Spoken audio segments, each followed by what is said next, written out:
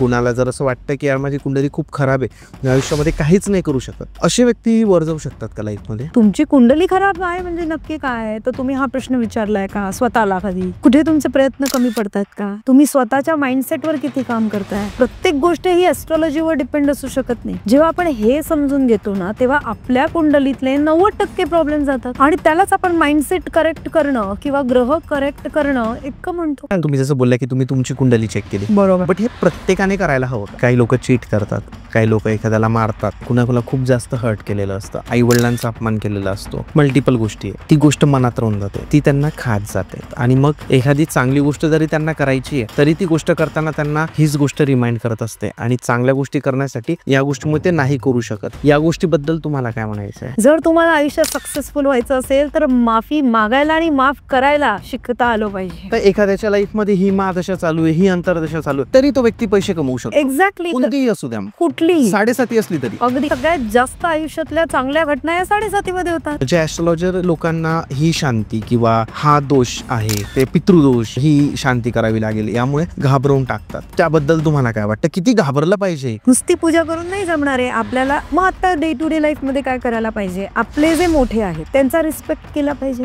आपले गुरुजन आहेत त्यांचा रिस्पेक्ट केला पाहिजे, आपले बॉसेस आहेत त्यांचा रिस्पेक्ट केला पाहिजे. अमावस्या पौर्णिमेला तर्पण फार इम्पॉर्टंट आहे. आपल्याकडे जे श्राद्ध कर्म करतो आपण वर्षातनं एकदा, ते व्यवस्थित केलं पाहिजे. सगळ्यात चुकीचं कर्म कोणतं? एक व्यक्ती ना खूप जास्त देवपूजा करते, खूप धार्मिक असते, सकाळी उठल्यापासून की अरे बापरे देव देव देव देव करत असतात, त्याच व्यक्तीच्या आयुष्यात खूप जास्त दुःख असतं. असं का? परमेश्वर म्हणतो मी मदत त्यालाच करतो जो स्वतःची मदत करतो. प्रत्येक ग्रहाबद्दल आहे ना तुम्ही तुमचं ओपिनियन द्या. मी राहू शुक्रवाले एक्स्ट्रीम लेवलची धार्मिक लोक बघितली. तुमच्या लाईफ मध्ये पैसा येतोय टिकत नाहीये, तुमचा चंद्र खराब आहे इतकं क्लिअर. सगळे ग्रह जर कुठल्या गोष्टींनी खराब होत असतील, सगळे गॉसिप 9च्या 9 ग्रह खराब, कुठल्याही एका ग्रहाला दोष देता कामा नये. एस्ट्रॉलॉजी ही फक्त आणि फक्त पॉझिटिव्हच आहे. तिच्याकडे पॉझिटिव्ह माइंडसेटनीच बघा. कृपा करून जी लोक तुम्हाला घाबरवतायत तर अजिबात घाबरण्यासारखी गोष्ट नाही. परमेश्वराने तुम्हाला घाबरवण्यासाठी काही नाही दिले. परमेश्वराने तुम्हाला फक्त मार्ग आणि मार्गदर्शक एवढेच पृथ्वी तलावर दिलेले आहेत आणि दॅट्स इट.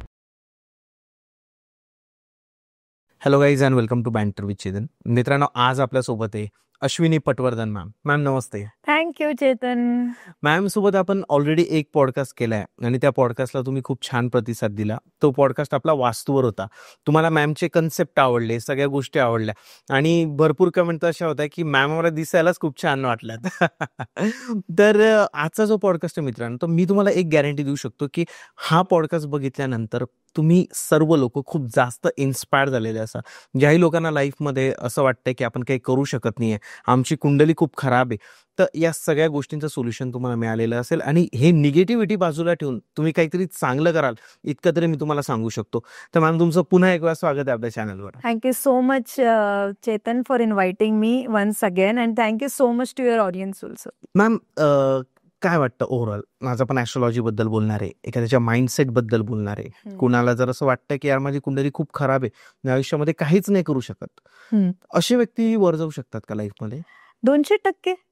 कारण कुंडली ही तुम्हाला वरती काढण्यासाठीच आहे. जे प्लॅनेट तुम्हाला सांगतायत की बाबा हे चांगलं नाहीये किंवा हा योग आहे, हा दोष आहे, हे आहे ते आहे, आणि जर तुम्हाला कोणी सांगितलं असेल की बाबा तुमची कुंडली अतिशय खराब आहे, तो आय वुड से की congratulation, you are on the path of success. मग आपल्याला ते सक्सेससाठी काय करायचंय हे डिकोड करणं इम्पॉर्टंट आहे. का त्या गोष्टीवर की मला माझं नशीब साथच देणार नाहीये हा विचार करून डोक्यामध्ये आपण प्रयत्नच नाही करायचेत. प्रयत्न 200% करायचेत. आणि तुमची कुंडली खराब आहे म्हणजे नक्की काय? तर तुम्ही हा प्रश्न विचारलाय का स्वतःला कधी? कुठे तुमचे प्रयत्न कमी पडतात का? तुम्ही स्वतःच्या माइंडसेटवर किती काम करताय? प्रत्येक गोष्ट ही ऍस्ट्रॉलॉजीवर डिपेंड असू शकत नाही. बरोबर. ऍस्ट्रॉलॉजी हा फक्त तुम्हाला मार्ग दाखवते, चालायचं तुम्हाला आहे. ओके, त्या चालण्यामध्ये तुम्ही जेव्हा त्या मार्गावर चालताय, तुमच्या या सोलची जर्नीमध्ये कुठे अडथळे येऊ शकतील आणि त्या अडथळ्यांवर सोल्युशन किंवा प्रॉब्लेमचं उत्तर काय हे सांगायला ऍस्ट्रॉलॉजी आहे. तुमची कुंडली हेच सांगते. तुमचे ग्रह जे सांगतात ना की बाबा हे हा दोष आहे, हे नाही केलं पाहिजे, या दोषामुळे असं असं होतं. फॉर एक्झाम्पल अंगारक दोष आहे. अंगारक दोषवाली लोक एक्स्ट्रीमिस्ट असतात, कुठलीही गोष्ट एक्स्ट्रीम लेवलला करतात. ओके, मग ती चांगली असू दे नाही तर वाईट असू दे, पण वाईटच गोष्टी जास्त दिसतात. व्हायलन्स करतायत, रॅश ड्रायव्हिंग करतायत, किती सोपं आहे समजणं की अशी लोक आपल्या आजूबाजूला असेल तर हे अंगारक दोषांनी पीडित आहेत. बरोबर. मग काय केलं पाहिजे? उत्तर तुमच्याचकडे आहे की गाडी व्यवस्थित चालवली पाहिजे. हा. एक्स्ट्रीमिस्ट बिहेवियर चेंज करण्यासाठी आपण आपल्या इनसिक्युरिटीजवर काम केलं पाहिजे. आहे की नाही सोपं? बरोबर आहे. म्हणजे जर तुमच्या कुंडलीमध्ये असं दिसतंय तुम्हाला की ही गोष्ट चुकीची आहे, जसं तुम्ही बोलले की तो योग दोष बोललात तुम्ही, हा. तर तो दोष जर खराब आहे तर तुमचा माइंडसेट चेंज करा ना. जे तुम्हाला ते ग्रह करायला लावतायत काहीतरी निगेटिव्ह गोष्ट, तर तुम्ही तुमचं माइंडसेटला असं ट्रेन करा की तुम्ही थोडंसं एखादी गोष्ट चिडताना कमी चिडा, किंवा गाडी चालवताना जसं तुम्ही बोलला की थोडी स्लो गाडी चालवा, कुणाशी भांडताना थोडं आरामात भांडा, एक्स्ट्रीमिझम कमी करा. तिथे माइंडसेट तुमचं काम करतं आणि तिथं तुम्ही कुंडलीला थोडं कंट्रोल करू शकता. राईट. सी, कुंडलीला कंट्रोल करायचंच नाहीये इथे चेतन.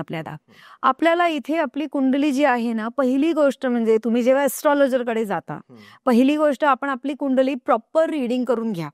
ओके, माझ्या आयुष्यामध्ये कधी काय होणार आहे, लग्न कधी होणार आहे, मुलं कधी होणार आहेत, गाडी कधी येणार आहे, घर कधी घेणार आहे, हे प्रश्न, हे इव्हेंट जे आहेत ना, हे ठरलेल्या वेळेवर होणारच आहेत.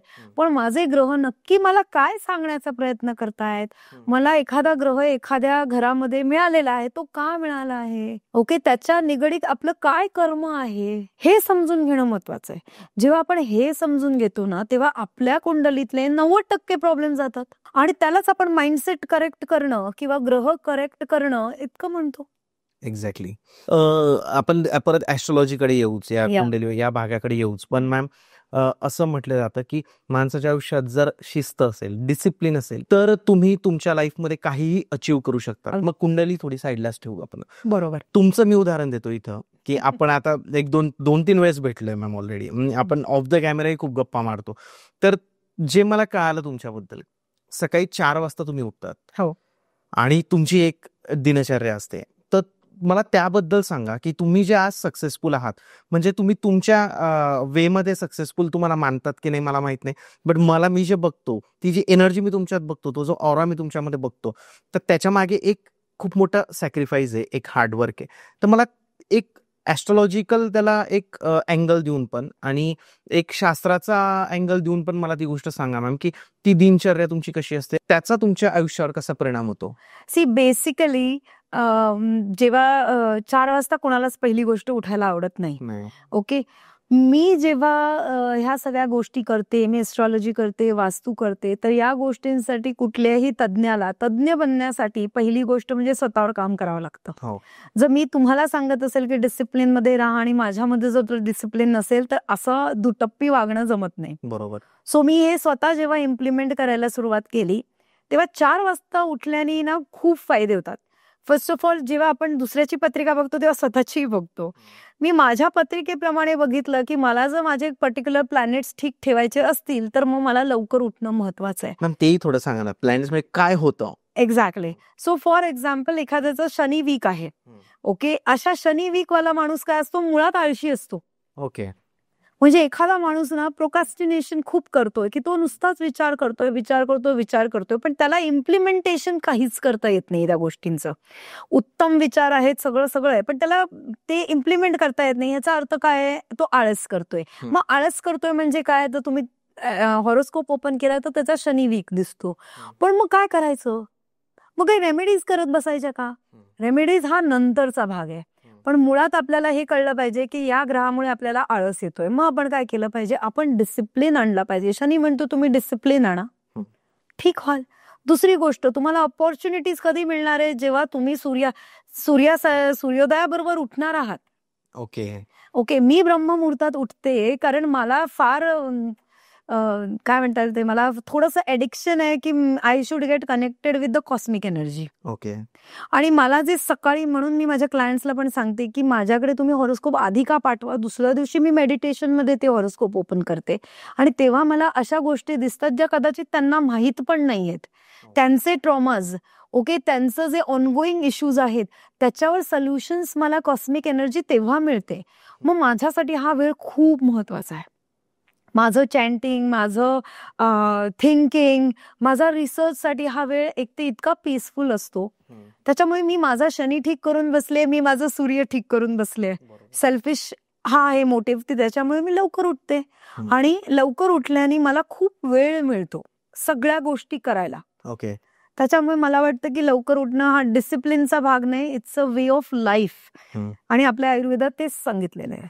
आता हे तुमच्यासाठी बेनिफिशियल आहे. तुम्ही जसं बोलला की तुम्ही तुमची कुंडली चेक केली, बरोबर. बट हे प्रत्येकाने करायला हवं का? हे प्रत्येकाने करायला हवं, कारण आज जर तुम्ही बघत असाल की कित्येक लोकांना आपण बघितलंय की जिथे इगो इश्यूज होतात, इगो टसल्स असतात लोकांमध्ये. इगो म्हणजे काय? तुमचा खराब झालेला सूर्य. जेव्हा तुम्ही इगो मध्ये असता किंवा कित्येक लोक स्वतःला त्यांना माहित आहे की मी माझं इगोमुळे ना स्वतःचं नुकसान करून घेतो. बरोबर. ओके, जेव्हा मला माहित आहे मी नुकसान करून घेतो पण मी त्याच्यासाठी काहीच करत नाहीये. टेक्निकली जर हॉरोस्कोप मध्ये बघितलं तर सूर्य खराब. मग काय करायचंय? सकाळी लवकर तर उठायचंय. आणि करून बघा ना तुम्ही, सकाळी लवकर उठणं इतकं अवघड आहे का? नाही.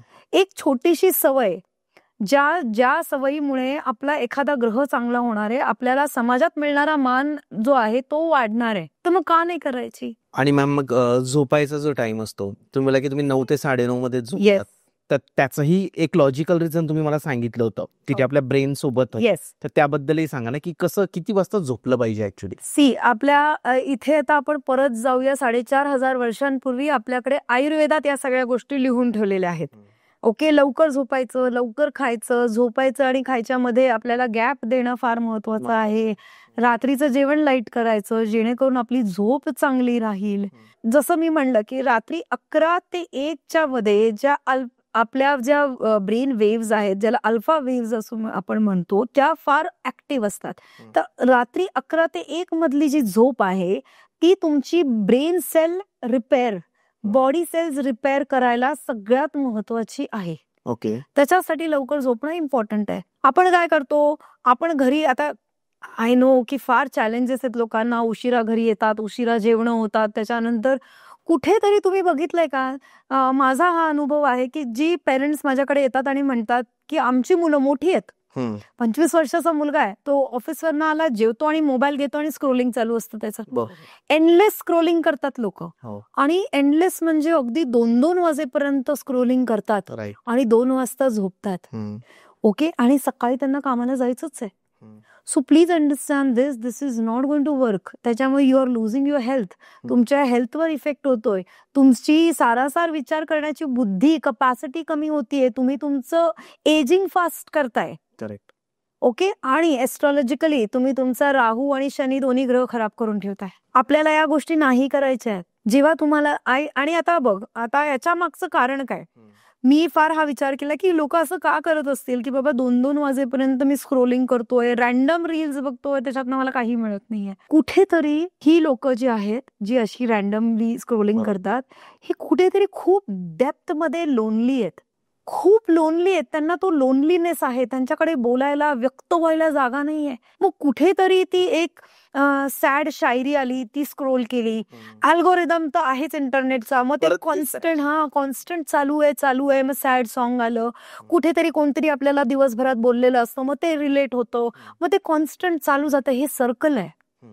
हे ब्रेक करायचं असेल ना तर आपल्याला तो मोबाईल पहिला बाजूला ठेवला पाहिजे. संध्याकाळी तुम्ही तुमच्या बरोबर संध्याकाळी घरी आल्यानंतर एक 5 मिनिटं तरी संवाद करता का? आज दिवसभरात मी काय चांगलं केलं किंवा मी काय वाईट केलं, आज माझ्या बरोबर हे चांगलं झालं किंवा हे वाईट झालं, त्याच्यासाठी मी काय करायला पाहिजे होतं, हा संवाद आपण आपल्याशी करतो का? नाही. किती महत्वाचा आहे. मोबाईल मध्ये लागून जातो. हो, आणि एक नसलेलं विश्व म्हणजे राहूचं जग ज्याला आम्ही म्हणतो, ते क्रिएट करतो. इल्युजन. राहू काय करतो? इल्युजन करतो. त्या इल्युजन मध्ये आपण राहायला लागतो. हे सगळं बंद करायला पाहिजे. परत थोडं ऍस्ट्रॉलॉजीकडे जाऊ मॅम आपण, की काही लोकांना ना आयुष्यामध्ये हे बघा, चुका सगळेच लोक करतात. असं या जगात तरी मला कोणी वाटत नाही की ज्याने आजपर्यंत एकही चूक केलेली नसेल. चूक केल्यानंतर ती मनात राहून जाते कुठेतरी. म्हणजे काही लोक चीट करतात, काही लोक एखाद्याला मारतात, बरोबर, किंवा काही लोक म्हणजे कुणाला खूप जास्त हर्ट केलेलं असतं, आई वडिलांचा अपमान केलेला असतो, मल्टिपल गोष्टी आहे. ती गोष्ट मनात राहून जाते आणि ती त्यांना खात जाते. बरोबर. आणि मग एखादी चांगली गोष्ट जरी त्यांना करायची आहे तरी ती गोष्ट करताना त्यांना हीच गोष्ट रिमाइंड करत असते, आणि चांगल्या गोष्टी करण्यासाठी या गोष्टीमुळे ते नाही करू शकत. या गोष्टीबद्दल तुम्हाला काय म्हणायचं आहे? सी, बेसिकली काय आहे, चुका आपण सगळेच करतो. मनुष्य म्हणल्यानंतर चूक ही होणारच, पण चुकीचं प्रायश्चित्त करणार आहे. आपण काय करतो माहितीये का, आपण चुकीचं प्रायश्चित्त करण्यासाठी आपल्याला माफी मागावी लागेल ना. मग ती माफी मागायच्यासाठी आपला इगो अडतोय ना. म्हणजे खराब झालेला सूर्य येतोय ना, जिथे तुम्ही जाऊन माफी मागताय, कुठलीही व्यक्ती असेल, मोठी किंवा छोटी, जर आपल्याकडनं चूक झाली आहे तर आपण तिची माफी मागणं महत्वाचंच आहे. आणि हे त्या व्यक्तीसाठी नाही करायचंय, हे स्वतःसाठी करायचंय. तुम्ही लोक स्वतः, मला तर असं वाटतं की जी लोक ह्या गिल्ट मध्ये राहतात किंवा हे एकटेपणा जातात, इगो मध्ये जातात, प्लीज तुम्ही माइंडसेटनी खूप वीक आहात. आणि कशासाठी हे सगळं, कशासाठी? माफी मागा. जर तुम्हाला आयुष्यात सक्सेसफुल व्हायचं असेल तर माफी मागायला आणि माफ करायला शिकता आलं पाहिजे. कारण माफ करून आपल्याला पुढे जायचंय आणि माफी मागून मान खाली घालून प्रायश्चित्त करून परमेश्वराला ग्रॅटिट्यूड देऊन पुढे जाता आलं पाहिजे. सक्सेसची डेफिनेशन खरी तर हीच आहे. बरोबर आहे. आपण म्हणतो let go let go, let go करणं म्हणजे नक्की काय असतं? हेच तर आहे. आजकाल लोकांना माफी मागायला पण खूप जास्त भीती वाटते, किंवा भीती नाही म्हणता येणार, लाज वाटते की मी का माफी मागू. त्यांचा इगो मध्ये येतो परत तिथं. पण मागितल्यानंतर जे म्हणजे त्यांना जे मोकळं वाटणार आहे, जे फ्री होणार आहे, त्याचा ते विचार नाही करत. बरोबर. आता भरपूर लोक आहे या जगामध्ये. एखाद्याला आहे ना खूप सारे पैसे कमवायचे असतात, पण त्याला वाटतं की माझ्या कुंडलीत असेल का नसेल का. आता थोडंसं कुंडली वाईज जर बघायला गेलं आपण, कोणता व्यक्ती पैसे कमवू शकतो, कोणत्या घरामध्ये कोणता ग्रह आलेला असेल तर त्याला चांगला पैसा मिळू शकतो. तर थोडंसं कुंडली वाईज पण सांगा ना. सी बेसिकली जर मला हा कोणी प्रश्न विचारला की पैसे कमवण्याचे ग्रह कोणते, तर सगळेच ग्रह पैसे कमवून देतात. A to Z ग्रह. A to Z हा पैसे ग्रह कमवून देऊ शकतो. मग आता एखाद्याच्या लाईफ मध्ये ही महादशा चालू आहे, ही अंतरदशा चालू आहे, तरी तो व्यक्ती पैसे कमवू शकतो. एक्झॅक्टली. कोणतीही असू द्या, कुठली 7.5 असली तरी. अगदी. अरे 7.5 तर मी जसं आपण ऑफ कॅमेरा पण बोलणारच आहे आपण त्याच्यावर डिटेल. 7.5 मध्ये तर सगळ्यात जास्त आयुष्यातल्या चांगल्या घटना या 7.5 मध्ये होतात. माणसाचं घरही 7.5 घेतलं. घर, येस, घर तर 7.5 मध्ये होतच. माणसाची स्टेबिलिटी तेव्हाच येते. माणूस इन्व्हेस्टमेंट करायला तेव्हाच शिकतो. लोकांची लग्न ही 7.5 मध्येच होताना बघितलेली आहेत मी. लोकांची ड्रीम कार 7.5 मध्ये येते. हो. आणि लोक 7.5 चुकीचं समजतात आणि लोक 7.5 घाबरतात. अरे का घाबरायचंय? तर मॅम ते पैशांबद्दल थोडं सांगा ना. जसं तुम्ही बोलले की प्रत्येक ग्रह चांगला प्रत्येक आहे, बट तुमच्या पर्स्पेक्टिव्हने मला थोडं सांगा. माझ्या पर्स्पेक्टिव्हने फार सोपं आहे गणित. ओके, प्रत्येकाने आपापल्या कुंडलीप्रमाणे एकदा इव्हॅल्युएशन करून जर आपण बघितलं की कुठला ग्रह मला किती पैसे देऊ शकतो. ओके, फार सिंपल आहे. प्रत्येक ग्रह पैसे देऊ शकतो. कुठला ग्रह आपल्याला पैसे देऊ शकतो, मग आपल्याला नक्की काय करायचंय, काय रेमेडीज करत बसायचंय का? रेमेडीज करण्यापेक्षा माइंडसेट बदला ना तुम्ही. तो ग्रह तुम्हाला नक्की काय करायला सांगतोय, त्या ग्रहाने तुमची सक्सेसची डेफिनेशन लिहून ठेवलेली की असं हे केल्यानंतर तू सक्सेसफुल होणार आहेत. सो अंडरस्टँड दॅट ना. जसा गुरु 1 मध्ये आपण म्हणतो की गुरु उच्चीचा असेल, गुरु द्वितीय स्थानी असेल तर पैसा देणार आहे. चंद्र द्वितीय स्थानी असेल, इररिस्पेक्टिव्ह ऑफ कुठल्या राशीत आहे, काय आहे, गुरु जर चंद्र द्वितीय स्थानी आहे, चंद्र चतुर्थ स्थानी आहे, अशा लोकांना कधीच पैशाची कमतरता पडत नाही. ओके, बरोबर. तरी सुद्धा मी फायनान्शियली स्ट्रगल करताना बघितलं अशा लोकांना. कारण दुसरा कोणता तरी ग्रह खराब नाही. त्यांचा ग्रह काय सांगतोय? त्यांचा ग्रह हे सांगतोय की तुम्ही इमोशनली स्ट्रॉंग व्हा, तुम्ही तुमच्या मोठ्यांचा रिस्पेक्ट करा. ओके, त्याच्यानंतर तुम्ही जे आहे दुसऱ्यांना मदत करा, इमोशनली स्ट्रॉंग करा. That is not happening. तुम्ही काय करताय? ओव्हर थिंकिंग करताय. ओव्हर थिंकिंग मध्ये सगळं काम वाया घालवताय, वेळ वाया घालवताय. बरोबर. So it is not going to work out. काय फायदा त्या चांगल्या चंद्राचा? राईट. तो चंद्र चांगलाच आहे, तो राहू चांगलाच आहे, तो पैसे देणारच आहे तुम्हाला. पण जर तुम्ही राहूचं कामच करत नाहीये, तुम्ही कारकुनी करताय, ओके, तुम्ही क्लरिकल क्लार्क आहात, ओके, पण तुमचा राहू उत्तम आहे. तुमचा राहू काय सांगतो की इंटरनेटच्या रिलेटेड काम करा किंवा मल्टीनॅशनल कंपनीमध्ये काम करा. आणि तुम्ही काय करताय? कुठेतरी लोकल ठिकाणी ओके हे करताय का? तर तुम्हाला जर मी इंटरनॅशनल कंपनीमध्ये काम करायचं असेल तर थोडं अपग्रेडेशन करावं लागेल, थोडी स्वतःवर मेहनत करावी लागेल. म्हणजे तुम्हाला ती सक्सेस अचीव्ह करायची असेल तर तुमचा राहू कन्झ्युम करून घ्यायचा असेल तर तुम्हाला गुरुची मदत पाहिजे. बरोबर. बुधाची मदत पाहिजे, म्हणजे बुद्धीची मदत पाहिजे. अपस्किलिंग करायला पाहिजे. तुम्ही ते करतच नाही. तरी तुम्ही म्हणता आम्ही सक्सेसफुल नाही किंवा आमच्या गोष्टीच घडत नाहीत. काय फायदा त्या राजयोगाचा? खरं तर काहीच फायदा नाहीये. ज्या माणसाला स्वतःवर काम करायचं नाही ना, कित्येक लोकांच्या कुंडली बघितल्या आहेत ज्याच्यामध्ये राजयोग आहेत. एक नाही 2-2 राजयोग आहेत. काही तर कुंडली इतक्या सुंदर असतात की जसं म्हणजे ते ग्रह असे छान ठेवलेले आहेत. ओके. उच्चीचा गुरु, उच्चीचा चंद्र, उच्चीचा राहू, सुंदर केतू बसलाय. ओके, सगळे पैसे देणारे ग्रह तिथे तिथे आहेत. पण नाही, व्यक्ती स्ट्रगल करते इमोशनली, फायनान्शियली. कशामुळे? कारण तुम्ही ते ग्रह सांगताय त्यांना स्वतःच्या हाताने ते ग्रह खराब करून बसलाय. जे काम करायला हवं, समजा जर आता जसं तुम्ही बोलले की राहूचं ऑनलाईन काम येतं, तर तो व्यक्ती लोकल काम करतोय, तर त्याला तो सक्सेस नाही मिळणार. नाही मिळणार. म्हणजे जो तुमचा ग्रह आहे, जो तुमचा ग्रह सांगतोय की तू हे काम केलं पाहिजे, ते काम जर तुम्ही करताय तर तुम्हाला सक्सेस खूप चांगला मिळणार. एक्झॅक्टली. आता कालचं उदाहरण आहे. मी काल ज्या क्लायंटकडे गेले होते त्यांना सक्सेसच अब्रॉड मध्ये आहे. ते सगळं सोडून इथे आले. He was in to abroad. ते गेली 15 वर्ष अब्रॉड मध्येच काम करत होते. येऊन जाऊन त्यांचं चालू होतं. सो त्यांनी खूप छान पैसे कमवले, छान सेव्हिंग केली. फॉर सम रिझन ते इंडियात आले गेले 8 महिन्यापूर्वी आणि त्यांनी डिसाईड केलं की मी आता बिझनेस करतो, Okay. जॉब करतो साईडला. त्यांनी जॉब मध्ये आपण प्रमोशन घेतो. त्यांनी एक स्टेप डाऊन करून जॉब घेतला इथे इंडियामध्ये. नसलेला जॉब आणि त्यांची क्रेडिबिलिटी एवढी छान होती की त्यांनी कंपनीकडनं जॉबची पोझिशन क्रिएट करून घेतली इथे ओके. आणि त्या पोझिशनवर ते इथे 1 स्टेप डाऊनवर काम करत होते आणि त्यांनी बिझनेस सुरू केला. जितके पैसे कमवले होते ते बिझनेसमध्ये लॉसमध्ये गेले. अरे आता परत ते म्हणतात नाही हे नाही जमत आहे मॅम, मला माझं एवढं एवढं नुकसान झालं आणि हे झालं. जेव्हा मी त्यांचा हॉरोस्कोप बघितला मी म्हणलं तुम्ही चुकीच्या ठिकाणी चुकीचं काम करताय. कारण तुमचं सेटलमेंटच जर तिकडे आहे तर तुम्ही जर इथे राहिलात तर सक्सेस मिळणार नाहीये का? मिळणार. जॉब तुम्हाला इथे मिळालाच ना, पण मग तुम्ही कुठल्या सक्सेसच्या त्या एपिटोमवर नाही जाणार आहात. तुम्ही सेकंड लेवल किंवा थर्ड लेवलवर सॅटिस्फाईड राहाल ते तेवढंच मिळणार आहे. पण जर तुम्ही बाहेर गेलात तर सक्सेसही आहे, सेटलमेंटही आहे आणि जो तुम्हाला बिझनेस करायचा आहे तो तिथेच आहे ना, तो तिकडेच आहे. मग तुम्ही तो इथे जर केलात तर जमणार नाही. जसं मी सगळ्यांना नेहमी सांगते की तुम्हाला जायचंय दिल्लीला आणि तुम्ही बसलाय मुंबईच्या गाडीत आणि तुम्ही म्हणता एक दिवस मी कधीतरी दिल्लीला पोहोचेन बाबा. कसं पोहोचणार आहात? नाहीच पोहोचणार ना. मग काय करायला पाहिजे? त्या गाडीतनं उतरायला पाहिजे. दिल्लीची गाडी तिथून मिळते, जिथे उतरलाय तिथून मिळते का हे बघायला पाहिजे, नाही तर शोधायला पाहिजे आणि ती शोधून मग दिल्लीच्या गाडीत बसायला पाहिजे.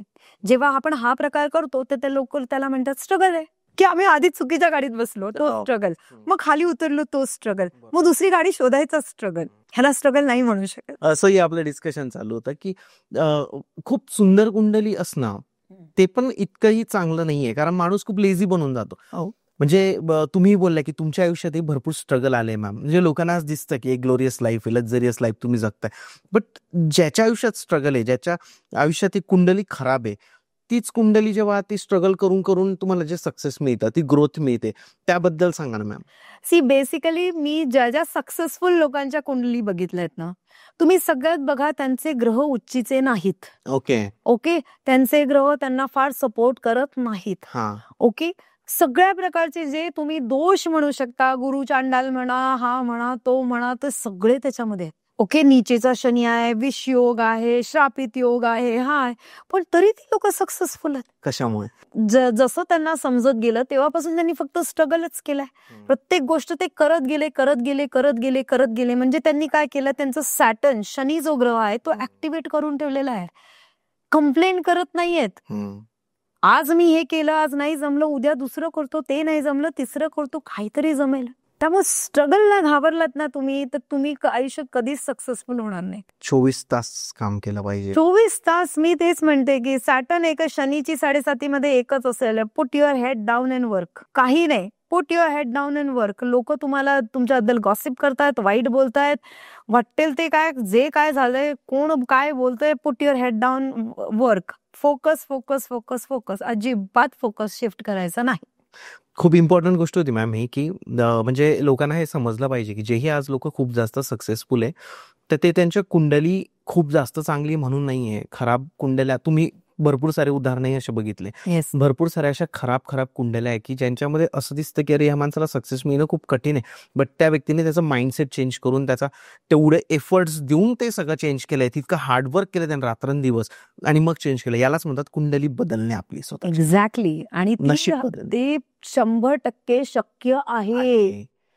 ओके. आपला जो एक्झिस्टिंग हॉरोस्कोप आहे किंवा आपल्या बर्थ टाइम प्रमाणे जो आपला हॉरोस्कोप मिळतो, हे फक्त आपल्याला परमेश्वरांनी दिलेलं गाईडलाईन आहे बरोबर. To be successful. Right. How to be successful त्याचं तुम्हाला रोडमॅप परमेश्वरांनी करून दिलेला आहे. करेक्ट. तो डिकोड करून आपल्याला त्या पद्धतीने वागता आलं पाहिजे. काय सोडायचं आणि काय धरायचं हे समजणं फार इम्पॉर्टंट आहे. आणि लोकांना हल्ली कुठे थांबायचं हे कळत नाही. ते फार महत्वाचं आहे. जेव्हा तुम्ही हे अशा पद्धतीने डिकोड करता ना, तेव्हा तुम्हाला कळेल की हे सक्सेसचा हा फॉर्म्युला आहे बाबा. बरोबर आहे. विदाउट मायनस हार्डवर्क नाही, नाही. हार्डवर्क प्लस प्लस प्लस हा फॉर्म्युला असं आहे. कारण मी प्रत्येक पॉडकास्टमध्ये मला हेच म्हणायचं असतं मॅम की तुम्ही संपूर्णपणे ऍस्ट्रॉलॉजीवर डिपेंड नका राहू किंवा नशिबावर डिपेंड नका राहू. तुमच्या वडिलांकडे आज करोडो रुपये असतील, पण उद्या तो पैसा संपणार आहे जर तुम्ही आयुष्यात काहीच केलं नाही तर ऍस्ट्रॉलॉजी तर खूप नंतर येते. हो. म्हणजे असलेला पैसा आणि असलेलं नशीब, तुमच्याकडे करोडो रुपये बट तुम्ही मेहनतच घेतली नाही ते पुढे करायची, तर एक घर घेतलं तर 1 करोड रुपये चालला येतात मॅम आज. बरोबर. त्याच्यावर तुम्हाला काहीच अर्निंग नाहीये पाहायला गेलं तर. मॅम इन जनरल जर बघायला तर असं भरपूर वेळा बघितलं आता की म्हणजे तुम्ही स्वतः ऍस्ट्रॉलॉजी शिकलेलं आहे, तुम्हाला वास्तू येतं, तुम्हाला न्यूमरोलॉजी येतं, हिलिंगच्या टेक्निक्स येतात भरपूर साऱ्या. बट मला काय वाटतं की काही असे ऍस्ट्रॉलॉजर आहेत की जे ऍस्ट्रॉलॉजर लोकांना ही शांती किंवा हा दोष आहे किंवा म्हणजे ते पितृदोष, ही शांती करावी लागेल यामुळे घाबरवून टाकतात. तर मग त्याबद्दल तुम्हाला काय वाटतं, किती घाबरलं पाहिजे की पितृदोष वगैरेला? अजिबात घाबरलं नाही पाहिजे. पहिली गोष्ट म्हणजे आपल्या हॉरोस्कोप मधलेला आलेला दोष हे काय आपल्याला त्रास द्यायला आलेला नाहीये कोणी. पितृदोष म्हणजे नक्की काय, तर डीएनए आपला डीएनए आहे की नाही, तो आपण म्हणतो पितृदोष हा काय तुम्ही केलेली चूक नाहीये. बरेच वेळा मला क्लायंट असं विचारतात, मॅम पण आम्ही काहीच नाही केलेलं. म्हणलं बरोबर आहे, तुम्ही काहीच नाही केलेलं, पण जसं आपल्याला डीएनए मिळतो ओके तसंच आहे ते कॅरी फॉरवर्ड झालेलं आहे. मी बघितलंय फॅमिलीज टू फॅमिलीमध्ये पितृदोष असतो, अख्ख्या फॅमिलीमध्ये पितृदोष असतो. पितृदोषाचं बघायचं झालं तर पितृदोष हा पुरुषांना 60% अफेक्ट करतो आणि बायकांना 40% अफेक्ट करतो. ओके. मग पुरुषांना कुठल्या ऍस्पेक्ट मध्ये अफेक्ट करतो, तो फायनान्शियल आणि करिअर रिलेटेड ऍस्पेक्ट्स मध्ये जास्त अफेक्ट करतो आणि स्त्रियांना रिलेशनशिप रिलेटेड ऍस्पेक्ट्स मध्ये जास्त अफेक्ट करतो. मग जेव्हा आपल्याला पितृदोष आहे ओके, पितृदोषाची शांती करावी का, तर करावी, पण रिझनेबल कुणाकडे करताय, काय करताय, डोळे उघडे ठेवून बरोबर व्यक्ती शोधणं आणि योग्य माणूस मिळणं हे फार महत्वाचं आहे. उगेच पॉइंट ब्लँकनी जाऊ नका, लाखो करोडो रुपये लागत नाहीत, अगदी थोडक्यामध्ये शांती होते. पण हे सपोजिंग एखाद्याच्या पत्रिकेत पितृदोष आहेच आणि त्याला शांती नाही करणं पॉसिबल, किंवा एखाद्याने शांती केलंय असं पण मी बघितलंय बऱ्याच वेळा की लोक म्हणतात की शांती केली पण आम्हाला काहीच फरक नाही पडला. अरे पण नुसती पूजा करून नाही ना जमणार, नुसती पूजा करून नाही जमणार आहे आपल्याला. मग आता डे टू डे लाईफ मध्ये काय करायला पाहिजे, आपले जे मोठे आहेत त्यांचा रिस्पेक्ट केला पाहिजे, आपले गुरुजन आहेत त्यांचा रिस्पेक्ट केला पाहिजे, आपले बॉसेस आहेत त्यांचा रिस्पेक्ट केला पाहिजे. अमावस्या पौर्णिमेला तर्पण फार इम्पॉर्टंट आहे. आपल्याकडे जे श्राद्ध कर्म करतो आपण वर्षातनं एकदा, ते व्यवस्थित केलं पाहिजे. बरोबर आहे. किती सोपं आहे. आता ह्याला तर पैसे लागणार नाहीत, आपण कोणाचा रिस्पेक्ट करायला, ग्रॅटिट्यूड असणं फार महत्वाचं आहे. प्रत्येक गोष्टीमध्ये थँक्यू बोलणं. Absolutely absolutely. आज आपण श्वास घेतोय, ही हवा आहे, हे पाणी आहे, कोणीतरी आपल्याला या सगळ्या गोष्टी फ्री ऑफ कॉस्ट देतंय, ज्याच्यासाठी तुम्हाला 1 रुपया खर्च करावा लागत नाही. मग का ग्रॅटिट्यूड देऊ नये. हेच अँसेस्ट्रलचे ब्लेसिंग्स आहेत. बरोबर आहे. पितृदोष खराब असेल तर खूप छान समजवलं मॅम तुम्ही हा कन्सेप्ट की कुणाकडे पैसे नसतील, आपण असं नाही प्रत्येकाने जाऊन शांती करावी, नसतील तर तुम्ही मोठ्या लोकांशी चांगले वागा. पितृदोष काय येतो, कारण तुम्ही तुमच्या पूर्वजांसोबत चांगले वागलेले नसतात, म्हणजे अँसेस्टर जे आपण म्हणतो. पण तुम्ही या जन्मात जर तुमचे मोठे लोक जे आहे, जे तुमचे गुरुजन आहे किंवा आई वडील आहेत, मोठी बहीण आहे, या लोकांशी चांगले वागलात तर तुमचं आयुष्य चांगलं जाईल पुढचं, आणि ते सगळ्या गोष्टीने चांगलं होत जातं, जे आपण ज्याला कर्म पण म्हणतो मॅम. येस. मॅम आपण बघतो की कर्म खराब होतात एखाद्याचे. हम्म. एक कपल आहे, आपण इमॅजिन करू की एक नवरा आहे आणि एक बायको आहे. तर नवरा ऑफिसला जातोय, तिथे त्याचं अफेअर झालं. तर त्याचं अफेअर झाल्यानंतर ते त्या स्त्रीला माहित नसतं. तर याच्यामध्ये तो नवरा चुकतोय की जो अफेअर करतोय तिकडं, की ही स्त्री चुकते की हिने नवऱ्याकडे लक्ष दिलं आणि म्हणून त्याने अफेअर केलं. सी बेसिकली जर तुम्ही म्हणलात तर तो नवरा तो ऑब्व्हियसली चुकीचा आहेच आणि ते त्याचे कर्माची फळ त्याला भोगावीच लागणार आहेत, प्रश्नच नाहीये. त्या स्त्रीचं काय चुकतंय तर काहीच नाही चुकत आहे, टू बी व्हेरी ऑनेस्ट. पण थोडंसं लक्ष न देणं, आपण आपल्या रिलेशनशिपवर काम न करणं हे पण तितकंच चुकीचं आहे. ओके, तर तुम्ही त्या रिलेशनशिपवर नाही काम करत आहात तर तुम्हाला ते काम केलं पाहिजे. ओके, आता काही लोकांची सवयच असते चिटिंग. हो, काही लोकांची सवयच असते चिटिंग. ओके, त्यांना आणि काही वाटत पण नाही त्या गोष्टीचं. म्हणजे they are okay with everything. त्यांना त्यांच्या कर्माची भीती नाही, त्यांना परमेश्वराची भीती नाही. पण अशा लोकांचं नाही ना चांगलं होत. त्यांना तुम्ही प्रत्येक वेळी सक्सेस मिळणार नाही अशातला भाग नाही, मिळतील पण ते टिकणार नाही ना. हे खूप इम्पॉर्टंट. मी पाहिले मॅम असे लोक की जे कंटिन्युअसली चिटिंग करत असतात आणि त्यांना म्हणजे बोललं ना आपण की अरे कशाला रिकामे काम करतो, नाही का, म्हणजे एक इन जनरल तर काही नाही होत. पण ते आज न उद्या ते पेबॅक करतं. होणार होणार होणार हेल्थ इश्यूज येतात. तुम्ही बघा, हेल्थ इश्यूज येतात, अचानक पूर्ण हिरोचे झिरो होऊन जातात. ओके, त्याच्यानंतर फायनान्शियल इश्यूज मध्ये तर खूपच इफेक्ट पडतो की फायनान्शियली असा माणूस कधीच सक्सेसफुल राहत नाही, डाऊन, मेजर डाऊन होतो. Cheating is very dangerous, very very dangerous, very dangerous. आणि आता सर्रास सगळं every second house has a cheating. म्हणजे खूप जास्त मेट्रो सिटीज मध्येच, नाही असं नाही म्हणत मी फक्त मेट्रो सिटी मॅम, हे गावाकडे पण खूप चालू आहे. हो, इज इट? येस, म्हणजे काही कॉल्स येतात मला की माझाही नंबर दिलेला असतो तर लोक मलाही करतात की सर ऍस्ट्रॉलॉजर सोबत बोलायचंय. तर मग ते म्हणतात मला असं इश्यू आहे. मॅम गावाखेड्यांमध्येही असे प्रॉब्लेम्स सुरू झाले. सी मला असं काय वाटतं माहितीये का, आता हे आपण जर याचा बेस बघायला गेलो, याचं मूळ कुठे? सो संवाद नसणे हा फार मोठा प्रॉब्लेम आहे मला असं वाटतं. जसं मी म्हणलं की आपण मोबाईल ओके, मोबाईलनी सगळ्यांचे संवाद बंद करून टाकलेले आहेत. बरोबर. There is no communication happening. अजिबात कम्युनिकेशन नाहीये. मग काय झालंय, फक्त राहू ऍक्टिव्हेटेड आहे सगळ्यांचं. हल्ली मी बघते फक्त राहू ऍक्टिव्हेटेड आहे. एकच प्लॅनेट आहे सगळ्यांचं ऍक्टिव्हेटेड आहे. चिटिंग केल्याने कोणता ग्रह खराब होतो? सगळेच ग्रह खराब होतात. चिटिंग केल्याने सगळेच ग्रह खराब होतात. शुक्र खराब होतो, पहिला तुमचा पैसा, वेल्थ जाते. ओके, गुरु खराब होतो, तुमची हेल्थ जाते. ओके, बुद्धी काम करत नाही, तुमचा बुद्ध खराब होतो, मार्गच दिसत नाही. गुरु नाही तर मार्ग दिसणार नाही. मंगळ नाही, कॉन्फिडन्स शून्य होऊन जातो. राहू फक्त ऍक्टिव्हेटेड आहे, बाकी सगळे प्लॅनेट. शनी तर येणारच नाही, शनी तर या गोष्टींपासून खूप लांब आहे. शनीला तर अशा गोष्टी चालतच नाही, अजिबात चालत नाहीत. एकनिष्ठता ही इतकी इम्पॉर्टंट आहे. त्यामुळे कोणी चिटिंग करून असं जर त्यांना वाटत असेल की it's a easy way out आहे आणि ते निघून जातील, प्रॉब्लेम होतोच, कुठे प्रॉब्लेम होणार, भोगणार आहे. इम्पॉर्टंट ही गोष्ट मी का प्रत्येक पॉडकास्टला विचारतो ना, तर हा मुद्दा खूप जोरात चालू आहे सध्या. हे चालू आहे प्रत्येक ठिकाणी, आपण बघतोय आजकाल. बट कमीत कमी लोक सुधारतील तरी. मिनिमम मॅम मला असं वाटतं 100 पैकी 1 माणूस तर हे ऐकून चेंज तरी होईल. काय वाटतं तुम्हाला? सी चेंज व्हायला पाहिजे. जसं आपण म्हणलो, आपण चुकाबद्दल बोलत होतो, चुका होतात. चूक ही एकदा होऊ शकते ना.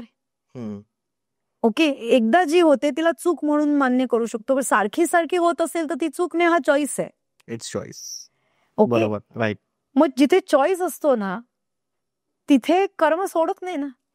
एक वेळ परमेश्वर माफ करेल तुम्हाला, हा माझा अनुभव आहे. मी बघितलंय कित्येक लोकांना. परमेश्वराकडे तुम्ही प्रायश्चित्त केलं तर परमेश्वर तुम्हाला माफ करेल, पण कर्म माफ करत नाही. कर्म माफ नाही करत, कर्म माफ करणार नाही. There is no forgiveness. सगळ्यात चुकीचं कर्म कोणतं? कुणाचंही मन दुखावणं. कुणाचंही मन दुखावणं, एखाद्या व्यक्तीचं मन दुखावणं याच्यापेक्षा मोठं पाप नाही. दुसरं मोठं पाप मी बोलू शकते, ते म्हणजे कुणालाही होप देणं, आस लावणं आणि नंतर त्या व्यक्तीचं ते काम न करणं, ह्याच्या मोठं पाप नाही.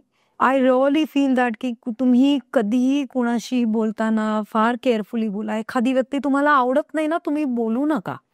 इट्स ओके, पण तुम्ही दुखवू नका. कारण ती व्यक्ती कुठल्या लेवलमधनं काय बॅकग्राऊंडने आली आणि काय ते तळतळात घेऊन मनात बसलीये हे आपल्याला डिकोड नाही करता येत. आणि त्या क्षणी आपण जर त्या व्यक्तीला बोललो आणि त्या क्षणी ती व्यक्ती काही बोलले तर तुम्ही काहीही करा ते लागणारच. कुणाचा अपमान पण नाही करायचा, कारण अपमान केला तर मन दुखणारच आहे. सी मला ना काय वाटतं माहितीये का चेतन, की इट इज व्हेरी सिम्पल. लोक जे आर्ग्युमेंट्स करतात ना, तर आर्ग्युमेंटची गरज काय आहे? सोपं गणित आहे आयुष्याचं. Convince or get convinced. Either मी सांगते, मी तुम्हाला कन्व्हिन्स करेल, किंवा तुम्ही मला तुमचा पॉइंट कन्व्हिन्स करू शका. इतकं सोपं आहे ते. आर्ग्युमेंटचा विषयच येत नाही. मग हे का नाही आपण करू शकत आहे? करायला पाहिजे. आणि हेच आपल्याला समजून घ्यायला पाहिजे की आपले कुठला ग्रह काय पॉसिबिलिटी आहे.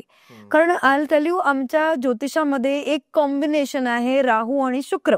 ओके, राहू शुक्र, नुसता राहू शुक्र बघितलं की पॉइंट ब्लँक लोक म्हणतात की मल्टिपल अफेअर्स. नाहीये असं नाहीये. ओके, राहू आणि शुक्र, तुम्हाला काय माहित तो माणूस मल्टिपल अफेअर्स करणार आहे? नाही करत. मी राहू शुक्रवाले एक्स्ट्रीम लेवलची धार्मिक लोक बघितलीत, स्पिरिच्युअल ग्रोथ बघितली अशा लोकांची. इतकं सुंदर ते गणित आहे. पण म्हणजे प्रत्येक वेळी त्या माणसाच्या मागे असं अट्रॅक्शन असू शकतं की बरीच लोक अट्रॅक्ट होतात, पण ती व्यक्ती तिच्या कर्मांनी तो राहू कसा कन्झ्युम करतेय हे बघितलं तर ती व्यक्ती नाहीये तशी. मला कित्येक लोक माहित आहेत की जे राहू शुक्रवाले नाहीयेत अफेअर्स मध्ये, ज्यांचा कुठलाच अफेअरचा जे नाहीये ना पत्रिकेमध्ये योग, ते करताना दिसतात. हो, ते करताना दिसतात. पण ज्यांचे पर्टिक्युलरली लिहिलेले आहेत त्यांचे नाहीयेत.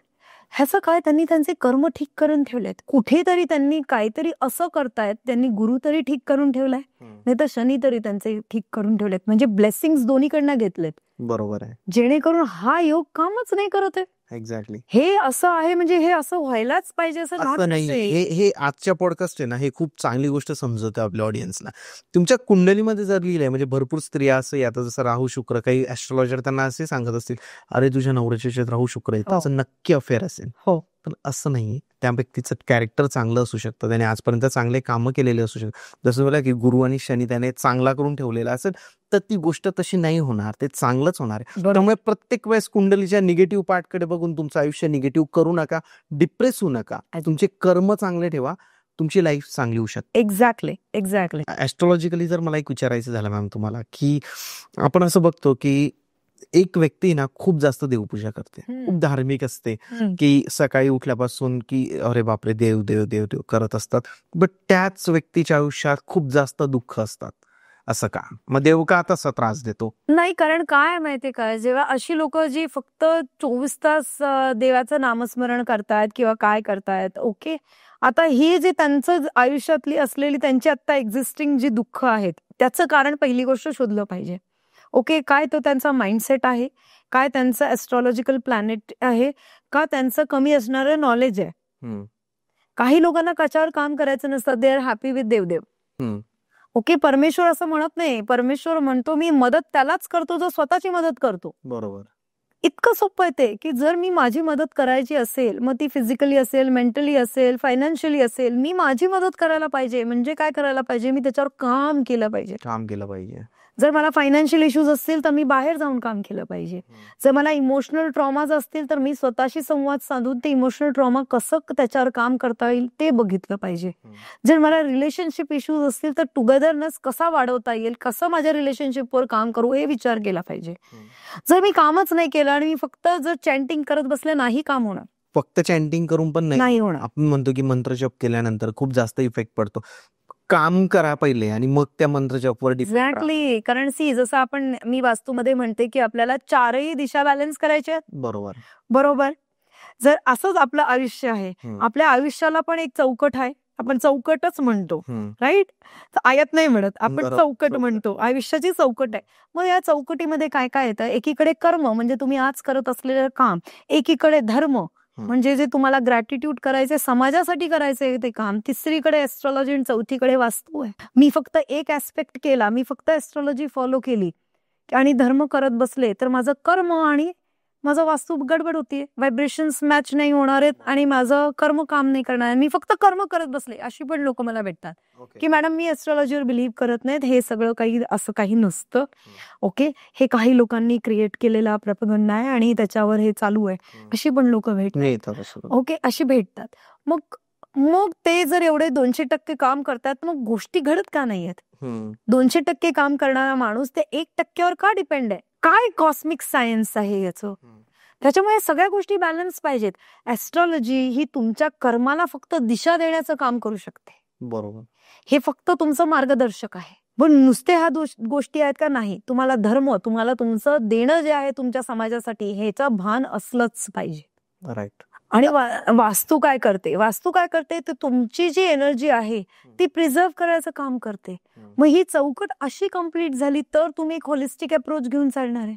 बरोबर. नाही तर नुसतं एस्ट्रॉलॉजी. अरे मी काही लोक माझ्या ओळखीतली आहेत की होरा बघितल्याशिवाय घराच्या बाहेर पडत नाहीत, मुहूर्त बघितल्याशिवाय घराच्या बाहेर पडत नाहीत. हे या दिवशी करायचं नाही, शनिवारी हे काम करायचं नाही, शनिवारी ते करायचं नाही, मंगळवारी हे करायचं नाही, बुधवार काम आहे ना ते करायचं.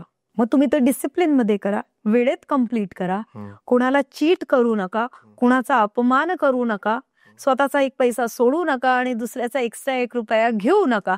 तुम्ही सगळे तुमचे ग्रह बॅलन्स केले. हे खूप छान बोलला तुम्ही की स्वतःचा 1 पैसा सोडू नका आणि कुणाला एक्स्ट्राही देऊ नका. याबद्दल थोडं सांगा ना, असं का? कारण काय आहे माहितीये का, आपल्याला कोणी चीट करतो. आता सपोजिंग आपण पैशाच्या बाबतीत जर विषय करायला, पैशाचं मानसशास्त्र थोडं समजून घेण्याचं इम्पॉर्टंट आहे. कारण बरेच लोक मला म्हणतात मॅडम आम्ही या माणसाला पैसे दिले, आम्ही खूप चांगलं काम केलं होतं पण यांनी आमचे पैसे नाही दिले परत. ओके, म्हणजे काय केलं त्यांनी? आम्हाला चीट केलं इन शॉर्ट. बरोबर. ओके, पण हे तुम्ही त्याला अलाव कसं केलं? मी पहिला प्रश्न तेच म्हणते की दुसऱ्याकडे बोट दाखवण्यापेक्षा ही 3 बोटं माझ्याकडे, तर मी आधी माझा विचार करणार की मी का त्या माणसाला मला चीट करायला अलाव केलं. मी माझा आपण काय म्हणतो की नाही मॅम आम्ही विश्वास ठेवला, आम्ही आमच्या चांगुलपणामुळे नाही. अरे पण का? तुम्ही बिझनेस करताय ना, मग तुम्ही बिझनेस करा ना. मग व्यवहार हा व्यवहारासारखा झाला पाहिजे की नाही? बरोबर.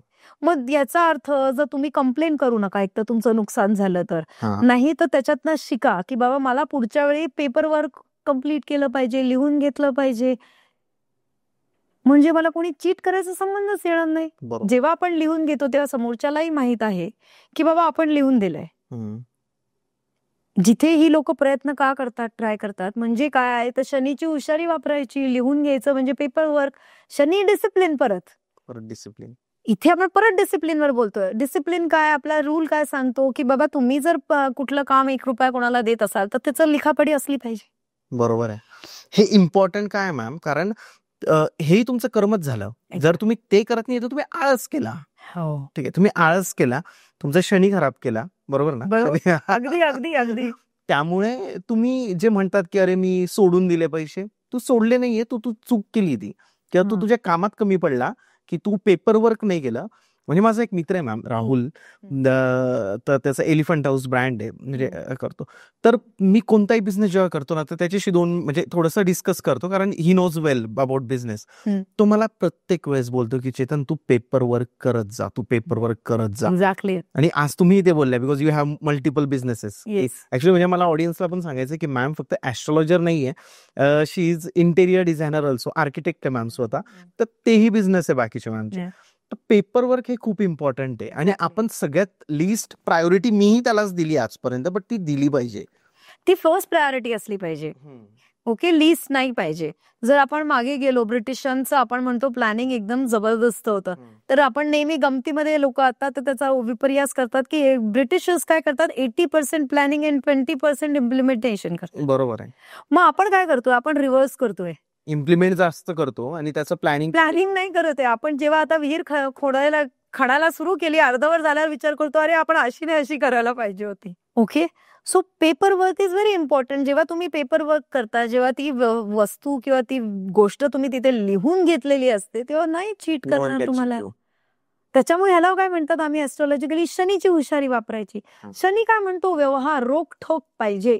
जी लोक आपल्याकडे एक अशी कम्युनिटी आहे जी व्यवहारामध्ये रोखठोक आहे. ओके, आपण म्हणतो की अरे हे तर स्वतःच्या आई वडिलांना पण रोखठोक हे करणार, त्यांच्याबरोबर पण व्यवहार करणार. आपण काय म्हणतो, इमोशनलेस आहे, इनह्युमन आहेत का? नाहीये. नाहीये ते रोकटोक असल्यामुळे आज ती कम्युनिटी नंबर 1 कम्युनिटी आहे जगामध्ये. इन केस ऑफ बिझनेस, पैसा सगळीकडेच. खर्च करा तुम्ही त्या कम्युनिटीच्या मुलांच्या लग्नामध्ये बघा काय पैसा, पाण्यासारखा पैसा खर्च करतो. पण बिझनेस हा बिझनेसच्या जागी, इमोशन्सच्या जागी ते ठेवतात. मग आपण का नाही करत? आपण म्हणतो मराठी माणसाला बिझनेस करता येत नाही. का करता येत नाही? आळस. का करत नाही आपला मराठी माणूस? प्लॅनिंग करत नाही, विचार करत नाही. मागायचे कसे, पैसे द्यायचे कसे. परत एकतर उधार पैसे कुणालाही देऊ नका, नको द्यायला ना, अजिबात कुणाला पैसे द्यायचे नाहीत. आणि जर तुम्ही कुणाला पैसे दिलेत, शक्यतो मला लोक म्हणतात नाही फ्रेंड आहेत मॅडम, फ्रेंड मध्ये द्यावं लागतं असं वगैरे, मग ते सोडून द्या. मग ते परत पैसे आपल्याला मिळतील ह्याची अपेक्षा धरून फ्रेंडशिप खराब करण्यात काहीही पॉइंट नाहीये. मग कशाला तुम्ही देताय? देऊच नका. आणि माझं ना चैतन्य हा पर्सनली बिलीव्ह आहे की जर तुम्ही वरती असाल तर तुम्ही खाली कोणाला तरी मदत करू शकता. जेव्हा तुम्ही खाली असाल ना तेव्हा नाही तुम्ही कोणाला मदत करू शकता. त्यामुळे इट्स ओके. थोडं मॅम आपण प्रत्येक ग्रहाबद्दल, मला असं वाटतं की जसं तुम्ही शनीबद्दल सांगितलं, 7.5 बद्दल जर तुम्हाला अजून बोलायचं तर तुम्ही शनीच्या वेळेस त्याबद्दलही बोला. पण मला असं वाटतं की प्रत्येक ग्रहाबद्दल आहे ना तुम्ही तुमचं ओपिनियन द्या. Okay, let's do that. हा म्हणजे it will add something different. म्हणजे ऍस्ट्रॉलॉजीचा पण खूप चांगला, पण लोकांना पण कळेल की हा ग्रह वीक वगैरे. आता एक ग्रह पकडला आपण, त्याची महादशा येते, अंतर्दशा येते, भरपूर सारं आहे. बट तुमच्या नॉलेज प्रमाणे तुम्ही लोकांना सांगा की लोकांना त्याचा बेनिफिट होईल मॅम काहीतरी. असा एक आपण हे थोडंसं मनी ओरिएंटेड, कारण लोकांना पैसा हवा आहे. राईट. बेसिकली ज्याला पैसा कमवायचा आहे त्याने आपला स्वतःचा चंद्र ठीक करून ठेवला पाहिजे. आता चंद्र 2 गोष्टी आहे. चंद्र म्हणजे तुमची आई आणि चंद्र म्हणजे तुमचं मन. ओके. ओव्हर थिंकिंग ही कमी केली पाहिजे, प्रोकॅस्टिनेशन कमी केलं पाहिजे. आणि आपण जे काही करतोय, जे काही इम्प्लिमेंटेशन आहे, जे काही आपला प्लॅन आहे तो इम्प्लिमेंट केला पाहिजे, सत्यात आणता आला पाहिजे. ओके. आणि दुसरी गोष्ट, आपण आपल्या आईचा रिस्पेक्ट केला पाहिजे. बरेच वेळा मला अशी लोक म्हणतात आईला काही कळत नाही. हो मॅम, आईला बिझनेस मधलं काय कळतंय? आयुष्याचा अनुभव घेऊन बसली ती, तिला कसं कळणार नाही? बरोबर आहे. आज आयुष्याचा अनुभव घेतलेल्या व्यक्तीला जर आपण म्हणतो की तिला समजत नाही तर हे योग्य नाहीये. बरोबर. त्यामुळे चंद्र ठीक करायचा असेल, तुम्हाला तुमच्या लाईफमध्ये पैसा येतोय, टिकत नाहीये, तुमचा चंद्र खराब आहे, इतकं क्लिअर. हॉरोस्कोप उघडायचीच गरज नाहीये. चंद्र खराब असेल तर तुमच्याकडे पैसा टिकणार नाही, पैसा येणार नाही. पैसा येतोय, टिकत नाही. कारण पैसा, आज सॅलरी आली पण त्याला मार्ग आहेत की एकही रुपया दुसऱ्या दिवशी बँकेत राहणार नाही. चंद्र खराब. Very simple. तुम्ही एंडलेसली स्क्रोलिंग करताय. ओके. तुमचा राहू खराब आहे, कंटिन्यू करत कॉन्स्टंट. मी अशी लोक बघितली की सिग्नलला 1 मिनिट आपण थांबलोय तरी फोन काढणार, स्क्रोल. राहू खराब. आता राहू सारखा ग्रह जर तुम्ही ठीक करून ठेवलात ना तर राहू एवढा अनंत पैसा कोणी देऊ शकत नाही. कसा ठीक करायचा? मी आजच करतो. राईट. राहू ठीक करायचं म्हणजे काय? राहू कुणाचा ऐकतो? राहू केतूचा ऐकतो. जेव्हा तुम्ही समाजाची सेवा करायला लागणार, आउटकम जर तुम्ही विचार केलात, काय होतं माहितीये काय? राहू काय म्हणतो की तुम्ही काम करा आणि आउटकम सोडून द्या. जिथे तुम्ही म्हणताय की मी हे काम करणार आहे, या कामाचे मला इतके पैसे मिळाले पाहिजेत, ते पैसे मला यावेळी मिळाले पाहिजेत, ओके, तर ते काम सक्सेसफुल. जेव्हा तुम्ही असं लाईनअप देता ना त्याला राहू खराब. ओके. तुम्ही हे म्हणता की नाही मी माझं कर्म केलेलं आहे, मी माझं 100% दिलंय, आता मला त्याचे मिळतील, जेव्हा हा कॉन्फिडन्स आहे, तुमचा राहू ठीक. ओके. आणि राहू आणि केतू याला आपण सेपरेट कधीच बघायचं नाही. राहू आणि केतू इज एकच. राहू ठीक करायचं तर आपल्याला केतूचं काम करायचंय. म्हणजे काय करायचंय? सेवा, निस्वार्थी केलेली मदत. हा तुमचं अध्यात्म फार मोठी गोष्ट आहे, पण निस्वार्थी एखाद्याला केलेली मदत तुमचा राहू ठीक करणार आहे. रेमेडीज तर तुम्ही कराच रे, पण तुम्ही जर तुमचा माइंडसेट ठीक केलं ना तुम्हाला रेमेडीजची पण गरज पडत नाही. जर तुमचा केतू खराब आहे, अनंत म्हणजे म्हणतो ना ॲम्पल ऑफ मनी, म्हणतो स्टिंकिंग रिच असं ज्याला म्हणतो ना, ते कोण बनवू शकतं माहितीये का? केतू. ना राहू, ना गुरु, ना दुसरा कोण. केतू बनवू शकतो. केतू बनवू शकतो. मी असं ऐकलं होतं मॅम आजपर्यंत, केतूची महादशा म्हणजे भयानक असते. माझ्या लाईफ मध्ये होती, म्हणजे मागचे काही 7 वर्ष होती. पहिले 2-3 वर्ष वॉज व्हेरी नॉर्मल, ठीकठाक चालू होतं. मग नंतरच 1 वर्ष जरा बरं झालं, बट शेवटचे 2 वर्ष मॅजिक झालं की नाही? खूप मॅजिक झालं. पण ते जे 4 वर्ष ठीकठाक, तू actually you have been very modest की सांगत नाहीये, ते स्ट्रगल कमी नव्हता, डिटॅचमेंट नव्हता, प्रत्येक वेळी तुम्हाला तुमच्या केतू काय करतो, केतू म्हणजे तुमचं सबकॉन्शियस माइंड आहे. रोज हर्ट झालंय मॅम, कुणीतरी हर्ट केलंय किंवा कुणीतरी कशावरून तरी अपमान केलाय, काहीतरी झालंय, म्हणजे असतं ना की ते केतूने केलंय तेव्हा. हो, पण मग तो केतू काय सांगायचा प्रयत्न करत होता? हार्डवर्क कर किंवा नाही, फक्त स्वतःच्या सबकॉन्शियसवर रिलाय राहा, दुसऱ्यावर डिपेंडंट राहू नकोस. कोणीही मदत करायला येणार नाही. तुला एकटी ही जर्नी जी आहे तुझ्या आयुष्याची ही एकट्याला लीड करायची आहे. बरोबर. केतू डिटॅचमेंट देतो. ज्या मोमेंटला तुम्ही सगळं सोडता, ज्या मोमेंटला तुम्ही सरेंडर करता, त्या मोमेंटला तुमच्याकडे एवढा पैसा असेल की तुम्ही काउंट करू शकणार नाही. आपण काय करतो, आपण सरेंडर नाही करत. जिथे आपण केतू ठीक केला, तुम्हाला राहू बसलाच आहे पैसा द्यायला. See, Rahu is your conscious mind, Ketu is your subconscious mind. Subconscious माइंडला आधी कसं कळतं की बाबा हे काम गेल्यावरती ते होणार नाहीये. कॉन्शियस माइंड तर सांगतोय की मी इथे चाललोय, माझं हे काम होणार आहे, मला एवढे पैसे मिळणार आहेत, हे आहे. सबकॉन्शियस माइंड म्हणतो नाही होणार. हाऊ? सबकॉन्शियस माइंडला डोळे नाहीत, विचार करू शकत नाही. मग फिलिंग्स. सबकॉन्शियस माइंड काय म्हणते? ग्राउंडेड, जमिनीवर राहा. ग्रॅटिट्यूड, जमिनीवर राहा. ग्रॅटिट्यूड का एवढं इम्पॉर्टंट आहे प्रॅक्टिस करणं? कारण आपल्याला जमिनीवर राहायचंय. कारण आपण जर जमिनीशी जुळवून राहिलो तर आपण जे सक्सेसची तुमची इंडिव्हिज्युअल डेफिनेशन आहे ती होऊ शकते कम्प्लीट. ग्राउंडेड राहायचं, ऍब्सोल्युटली ग्राउंडेड राहायचं. तुम्ही तुमच्याकडे कित्येक जर तुम्ही बघितलं असेल की जे इवन आपले जे फेमस बिलिनियर्स आहेत, तुम्ही त्यांचा ऍटिट्यूड बघा ना. मॅम जेन्युइनली मी आज सकाळीच एक रील बघत होतो, म्हणजे माझा राहू खराब करत होतो. बट मी बघत असतो नाही का असे मिलिनियर माइंडसेट वगैरे. थोडं अंबानींचा एक रील बघितली मी. ही वॉज लाईक एकदम असे नॉर्मली येत आहे, आजूबाजूला त्यांचे गार्ड वगैरे, नॉर्मल माणूस सारखं जात आहे.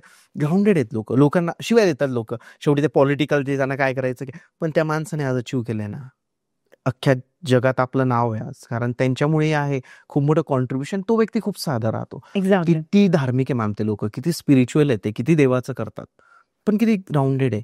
आणि एखादा व्यक्ती असतो जो कधीतरी एखादी गाडी घेऊन घेतो.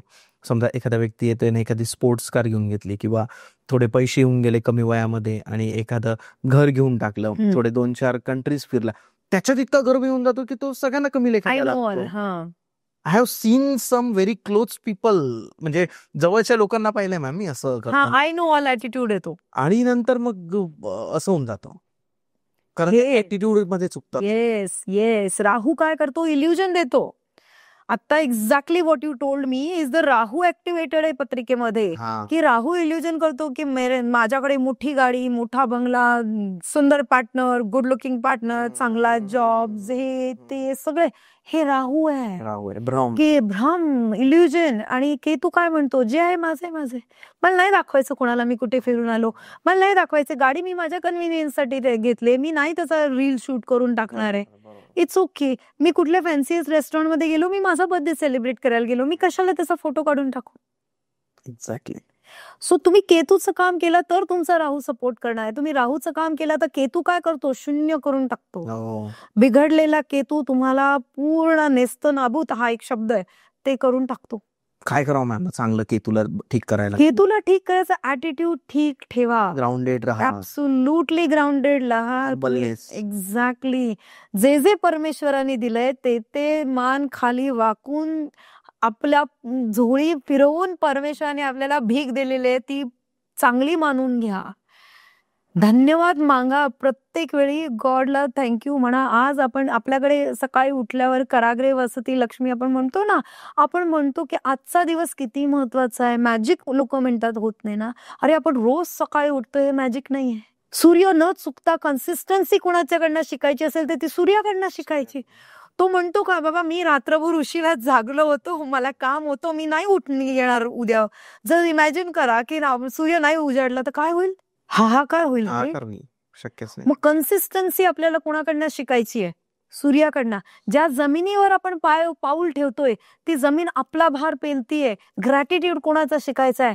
मदर अर्थ कडनं.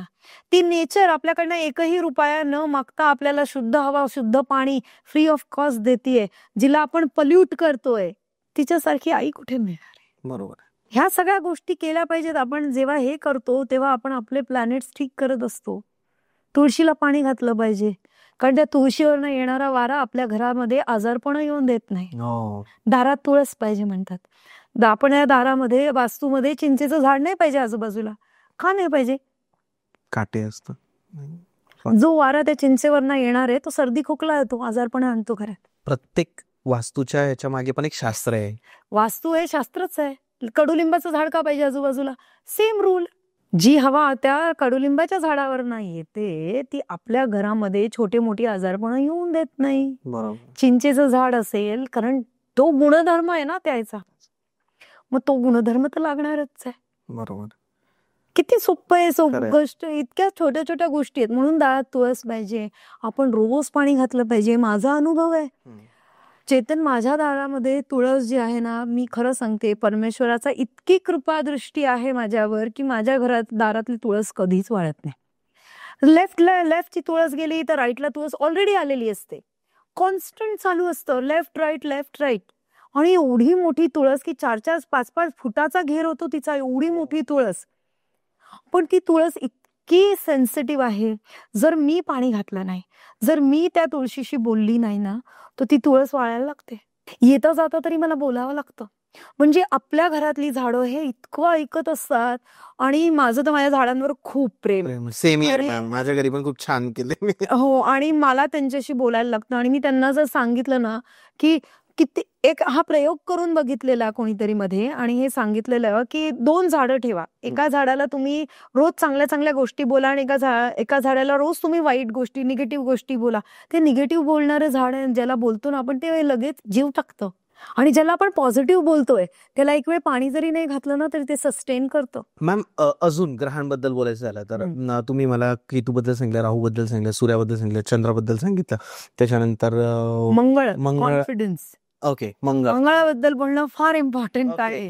कारण आपल्या आयुष्यात आपला असलेला कॉन्फिडन्स आणि नसलेला कॉन्फिडन्स ह्याचा रिस्पॉन्सिबल फक्त मंगळ हा ग्रह आहे. ओके. मंगळ हा ग्रह बिघडला तर तो कॉन्फिडन्स एकतर ओव्हर कॉन्फिडंट तरी होतो किंवा एक्स्ट्रीमली अंडर कॉन्फिडंट लोक असतात, ती बिघडलेला मंगळ दर्शवतात. ओके, कारण कॉन्फिडन्स हा सायलेंट असतो. जास्त बोलणारा कॉन्फिडन्स हा बिघडलेला मंगळ, आणि नसलेला कॉन्फिडन्स बिघडलेला मंगळ असतो. मग अशा लोकांनी काय करायचं? हनुमान साधना करायची. सिम्पल. ओके, आणि जी गोष्ट भीती वाटते ना ती गोष्ट आधी करायला सुरुवात करायची. बरोबर. तुमचा मंगळ ग्रह तुम्ही ठीक करताय. ओके, जसं मंगळाबद्दल आपण बोललो तसं आपल्याला शुक्राबद्दल पण फार बोलणं महत्वाचं आहे. शुक्र खूप इम्पॉर्टंट आहे. शुक्र म्हणजे तुमच्या लक्झरी, तुमच्या आयुष्यात असणारी तुमची girlfriend, boyfriend, wife, husband is your Venus. Okay. आपण हे म्हणतो ना, happy life is happy wife. बरोबर. ओके, मग आपल्याला आयुष्य ठीक ठेवायचं असेल, हॅपी करायचं असेल तर तुमची बायको नीट असली पाहिजे. राईट. ती व्यवस्थित असली पाहिजे. आपल्याला पूर्वीचे लोक म्हणायचे की एखाद्या व्यक्तीकडे जर तो किती श्रीमंत आहे बघायचं तर त्याच्या बायकोकडे बघा. दुसरी गोष्ट, कुठल्याही व्यक्तीच्या डोक्यामध्ये काय चालू आहे आणि तो किती पैसे त्याच्याकडे आहेत बघायचं असेल ना तर त्याची गाडी बघा. तर जो व्यक्ती आपली गाडी आतून ठेवतो चांगली त्याचा शुक्र चांगला आहे. ओके. आणि जो व्यक्ती आपली गाडी आतून चांगली ठेवत नाही त्याचा शुक्र बिघडलेला आहे. आणि वाईफ चांगली असली पाहिजे, त्याचं काय काय ती wife, what is the definition? Wife चांगली असली पाहिजे नाही, वाईफ चांगली समाजासमोर दिसली गेली पाहिजे. जेव्हा आपण आपल्या बायकोची काळजी घेतो, बायको नवऱ्याची काळजी घेते, हे दिसतं ना. अशी व्यक्ती जेव्हा असे समजूतदार पार्टनर असतात, असं कपल शांत असतं, चांगले कपडे असतात. इथे किती महागाचा शर्ट घातला हा महत्वाचं नाही, अंगावर चांगला इस्त्रीचा शर्ट म्हणजे बायको चांगली. सिंपल. असं नाहीये की तुम्ही 100 कपडे घेऊन आले आणि त्याला मग एक गेला दुसरं, पण ते किती नीट नेटकं, तू किती मेहनत घेते, प्रेस करते, ते इम्पॉर्टंट. एक्झॅक्टली. त्या प्रेसला इम्पॉर्टन्स नाहीये, परत ती ज्या इंटेन्शननी, ज्या प्रेमाने करते ना ते इम्पॉर्टंट आहे. बरोबर. त्यामुळे ज्यांना पैसा कमवायचा असेल ऑडियन्समध्ये, त्यांनी त्यांच्या पार्टनरला खुश ठेवा. तुम्ही अजिबात तुमच्या बायकोला किंवा नवऱ्याला, बायकाही हल्ली खूप बोलतात नवऱ्यांना, म्हणजे वाटेल ते बोलतात. अजिबात असले उद्योग करू नका. तुम्हाला जर वाटत असेल की माझी ड्रीम कार यायची असेल तर आधी बायकोला नीट ट्रीट करा. कारण जी गृहलक्ष्मी ठीक नसेल ना तर तुमच्याकडे लक्ष्मी सोडून नाही येणारच नाही. किती तुम्ही मेहनत करा, किती ग्रह ठीक करा, किती काही करा, किती कर्मप्रधान असा, जर तुम्ही गृहलक्ष्मीला इम्पॉर्टन्स दिला नाही, तिला तिचा रिस्पेक्ट दिला नाही, तर तुम्हाला नाही मिळणार ते जे तुम्ही डिझर्व करताय. ओके. कारण मी अशी बरेच लोक बघितले, हम्म. खूप लोक बघितले, हम्म. खूप श्रीमंत आहेत, हम्म. खूप श्रीमंत आहेत, पण त्यांच्या घरातल्या स्त्रीला शून्य किंमत आहे. किंमत आहे. हो, मीही पाहिले असे लोक. मग अशा लोकांच्या घरी आपण म्हणतो अरे बाहेर ना तर सगळं चांगलं दिसतंय, एवढी मोठी गाडी, करोडोंची गाडी, करोडोंचा बिझनेस, आपण किती कर्जात आहे हे कोणाला माहित आहे? कारण ते बायकोशी नीट वागत नाहीये. कारण ते प्रत्येक वेळी त्या बायकोला तुला काही कळतच नाही, तुला ह्याच्यातलं कळत नाही. 4 लोकांमध्ये अशी बोलायला कमी करत नाही ती लोक. हे फार वाईट वाटतं मला की तुम्ही असं तुमच्या वाईफला, किंवा कदाचित असं पण होतं, आता दुसरा सिनारिओ जो असं असतं की बायको कदाचित जास्त कमवते, नवऱ्याला थोडा पगार कमी आहे. ओके. ती प्रत्येक वेळी त्याचा पाण उतारा करणार, प्रत्येक वेळी ती प्रत्येक गोष्ट ही पैशाशी रिलेट करणार. नका करू असं. तुम्ही ती व्यक्ती म्हणून तिच्याबरोबर लग्न केले का त्याचा पगार बघून केलाय? जर मग पगार बघून केला असेल ना, मग आपल्यापेक्षा जास्तच करायचं होतं, मग या व्यक्तीशी लग्नच करायचं. का त्याचंही एक्झॅक्टली. कुणालाही आपल्याला कुणाचं आयुष्य खराब करायचा अधिकार नाही. आणि त्याच्यामुळे रिस्पेक्ट, समजून घेणं एकमेकांना हे फार महत्वाचं आहे. बायकोनीही समजून घ्यायला पाहिजे आणि नवऱ्यानेही समजून घेतलं पाहिजे. इनफॅक्ट गर्लफ्रेंड बॉयफ्रेंड सुद्धा बरं का, कारण तो टेम्पररी पार्टनर जो आहे ना, तो कॉन्शियसनेसला किंवा तुम्हाला युनिव्हर्सला माहित आहे तो तुमचा पार्टनर आहे. गर्लफ्रेंड आहे माहित नाहीये, बॉयफ्रेंड आहे माहित नाही, लग्न होईल की नाही हे तुम्ही ठरवताय किंवा नाही ठरवताय. बरोबर, राईट. पण तुम्ही त्या व्यक्तीला तितकाच रिस्पेक्ट दिला पाहिजे. तो महत्वाचाच आहे. तुम्हाला शुक्र पैसा पैसा पैसा करताय ना, पैसा एकत्र नाही येणार आहे. शुक्र तुमचे प्लॅनेट चांगले आहेत, पण तुम्ही असे खराब करून घेता. यू डिसरिस्पेक्ट युअर वाईफ, नाही जमणार. यू डिसरिस्पेक्ट युअर हजबंड, नाही जमणार. इम्पॉर्टंट आहे मॅम ही गोष्ट. खूप खूप लोकांना पैसा पाहिजे, सगळं पाहिजे, बट बाबा तू रिस्पेक्ट कर. Same with mother. काही लोक आईचाही खूप अपमान करतात, म्हणजे तेही नको करायला. नाही, सगळ्या गोष्टी वडिलांचा अपमान करतात. आपल्या वडिलांना एखादी सवय आहे, ती सवय त्यांना लहानपणापासून आहे. ओके. एखादी सवय, मग ती चांगली वाईट हे आत्ता आपण ठरवतोय, पण ती त्यांची सवय तेव्हापासून आहे. मग आपण being a responsible son or a daughter, आपण ती सवय त्यांना मदत करायची त्याच्यातनं बाहेर यायला, का त्यांना क्रिटिसाइज करायचं ज्या वयामध्ये जेव्हा त्यांचे हातपाय चालत नाही तेव्हा त्यांना तुम्ही क्रिटिसाइज करताय. राईट. अरे कुठे परमेश्वर हे बघतो. रील बघितली होती मॅम मी, गावाकडचे वडील आले होते इकडं, आणि मग म्हणजे it was a reel actually. तर ते तंबाखू खायची सवय होती त्यांना, गावाकडे खातात तंबाखू भरपूर. तर ते सोसायटीमध्ये आल्यानंतर पण खात होते. मग तो मुलगा त्यांना बोलतो तुम्ही कशाला खाताय, असं तसं हे. बट ती सवय आहे त्या माणसाची, गावामध्ये ते लोक ते खातात. मी इथं प्रमोट नाही करत, we are not promoting any addiction. But ती त्या लोकांची त्या वयातली ती सवय आहे, त्यांना ते लागणार आहे, ते करणार आहे. तुम्ही सांगू शकतात त्यांना की थोडं बाहेर जाऊन किंवा एका साईडला तुम्ही ते करा, किंवा बेसिंगमध्येच तुम्ही त्या गोष्टी करा. त्या रीलमध्ये असं दाखवलं गेलं तर तो मुलगा खूप घाणेरड्या पद्धतीने त्यांना बोलतो. बट ह्या अशाच गोष्टींमुळे प्रॉब्लेम्स. एक्झॅक्टली. तुम्ही म्हणताय की मी ही रेमेडी करतोय, काम नाही करत, ती रेमेडी काम नाही करत, हे नाही काम करत. अरे कसं करणार आहे? तुम्ही मुळात स्वतःलाच बदल नाही घडवत आहात. तुम्ही तुमच्या वडिलांना, मी हे फार बघितलंय की ना मुलांना ना त्यांचे पेरेंट्स एम्बॅरेसमेंट वाटतात कुठे कुठे.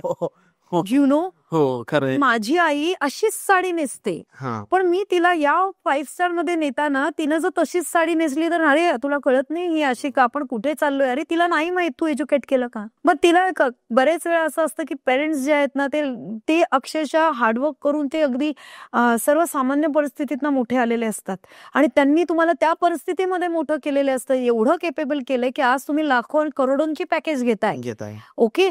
मग जर तुम्हाला तुमची आई एम्बॅरेसमेंट वाटतीये तर तुम्ही तुमच्या स्टेटसला म्हणून तिच्यासाठी एक नवीन साडी नाही आणून घेऊ शकता. बरोबर. की आई पण ही साडी नेसून जाऊया इकडे, का तुमच्या डोक्यात हा नाही विचार येत? का तुम्ही सिलेक्टिव्हली आई वडिलांना ट्रीट करताय?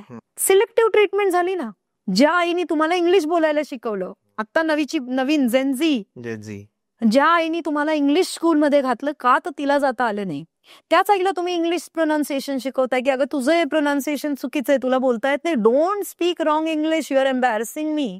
अरे पण तिनंच तुम्हाला इंग्लिश स्कूलमध्ये घातलंय, एबीसीडी तर त्यांनी शिकवलं. तिनं जर तुम्हाला रिजनल स्कूलमध्ये घातलं असतं, तर तिनं जर तुम्हाला ते दिलं नसतं, जे तुम्ही आज ज्या गोष्टीवर तुम्ही उभे आहात त्या पायावर उभं राहण्यासाठी तिच्या खस्तात तिचा स्ट्रगल तुम्हाला दिसत नाहीये, ती जे वागती ते दिसते. तुम्ही तुमच्या अगदी 50शीतल्या आईला सुद्धा जज करू शकत नाही. 50शीतल्या वडिलांना पण जज करू शकत नाही. तुम्ही कसं म्हणू शकता आज तुमच्याकडे चांगलं घर आहे, तुम्ही ट्युशनला जाताय, कॉलेजमध्ये जाताय, तुम्ही गाडी घेऊन जाताय. त्यांना ती गाडी घ्यायला वयाची 35 वर्ष उजळली होती. बरोबर आहे. आणि 15 वर्षाचा मुलगा म्हणतो मला या गाडीतनं नाही जायचंय, त्या गाडीतनं ट्युशनला जायचंय. How fair is that? मग अशा लोकांना किती प्लॅनेट चांगले असू द्यात, फरक नाही पडत. आणि तीच एखादी व्यक्ती सगळ्यांना रिस्पेक्ट देतीये, काम करतीये, फक्त स्वतःचा बिझनेस माइंड करते, कुणाला गॉसिप करत नाही. Gossip is a very big important thing. ग्रह खराब होण्याचं सगळे ग्रह जर कुठल्या गोष्टींनी खराब होत असतील, सगळे गॉसिप 9च्या 9 ग्रह खराब. कुठल्याही एका ग्रहाला दोष देता कामा नाही. शपथ मॅम, आमचा एक ग्रुप आहे मित्रांचा, आम्ही गॉसिप म्हणून ग्रुपचा. बट बिलीव्ह मी पुरुष जास्त गॉसिप करतात बरं का. मॅम आम्ही खूप म्हणजे आम्ही इतक्या गप्पा मारतो, इतकं म्हणजे असतं ना ते की मित्रांचं मजा येते, पण चुकीचं आहे. सॉरी, आता आम्ही डिलीट करतो तो group. That is a different this thing. पण एखाद्याच्या बद्दल अफवा उडवणे, निगेटिव्ह गोष्ट, तुम्हाला नाही माहित ना ती व्यक्ती त्या गोष्टीतनं कशातनं चालली आहे. एखाद्याचं घर उद्ध्वस्त होत आहे आणि त्यांनी हे केलं बरं का, तिनं ते केलं बरं का, ओके ती अशी आहे बरं का, ती चुकीची आहे बरं का, ती अशी करतीये किंवा तो असा करतोय.